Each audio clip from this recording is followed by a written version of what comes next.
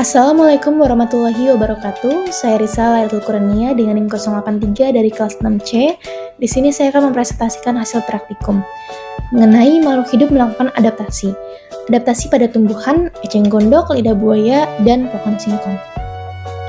Untuk alat dan bahannya, alatnya yaitu pisau, cutter, gunting, kemudian kantong plastik bening.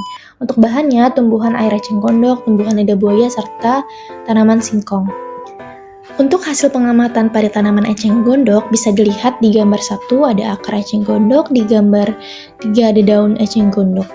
Nah, di sini pada tahap pengamatan terfokus pada struktur tumbuhan air eceng gondok, termasuk akarnya. Akar tumbuhan ini teramati dengan kondisi yang cukup khas dengan akar-akar yang bercabang menyebar ke berbagai arah.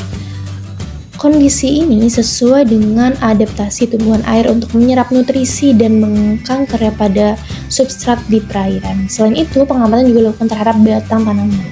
Dengan memotong batang secara horizontal, struktur internal batang dapat terlihat dengan jelas. Batang tumbuhan air eceng gondok teramati memiliki struktur yang cukup padat dan serat-serat yang terlihat rapat. Hasil pengamatan lidah buaya. Pada tahapan pengamatan terfokus pada struktur tumbuhan air. Dalam pengamatan struktur tanaman lidah buaya, bisa dilihat di gambar 1 ada akar, serta juga di gambar 2 ada batang.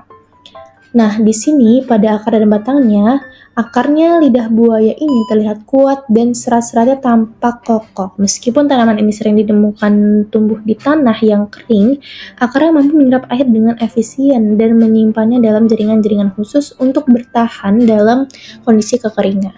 Nah, batangnya sendiri dapat terlihat cukup tebal dan berair dengan duri-duri kecil yang tersebar di sepanjang permukaannya. Ini adalah adaptasi tanaman lidah buaya untuk menyimpan air dan mengurangi penguapan dalam lingkungan kering. Hasil pengamatan pada tanaman singkong bisa dilihat di gambar 1 ada dapat akar, di gambar 2 ada batang, di gambar 3 ada daun singkongnya juga. Nah, dalam pengamatan struktur tanaman singkong ini, perhatian diberikan pada akar dan batangnya. Akar singkong terlihat kuat dan berakar dalam dengan cabang-cabang akar yang menyebar secara luas. Struktur akar ini berperan menjadi penting dalam menyerap air dan nutrisi dari tanah untuk mendukung pertumbuhan tanaman. Nah, untuk batangnya itu terlihat agak ramping dan beruas-ruas. Ruasnya ini merupakan titik-titik di mana cabang-cabang daun dan tangkai bunga muncul nantinya. Kesimpulan dari pengamatan tersebut adalah terlihat bahwa struktur akar pada eceng gondok menunjukkan adaptasi khas dengan cabang-cabang yang menyebar, memungkinkan untuk menyerap nutrisi dan mengangkarnya pada substrat di perairan. Nah, ini menggambarkan bahwa pada tumbuhan eceng gondok beradaptasi dengan lingkungan yang berair. Untuk tumbuhan lidah buaya, akar dan batangnya menunjukkan adaptasi untuk bertahan dalam lingkungan kering dengan akar yang kuat dan batang yang tebal serta berair, dilengkapi dengan duri-duri kecil yang membantu dalam penyimpanan air. Cukup sekian penjelasan dari saya. Wassalamualaikum warahmatullahi wabarakatuh.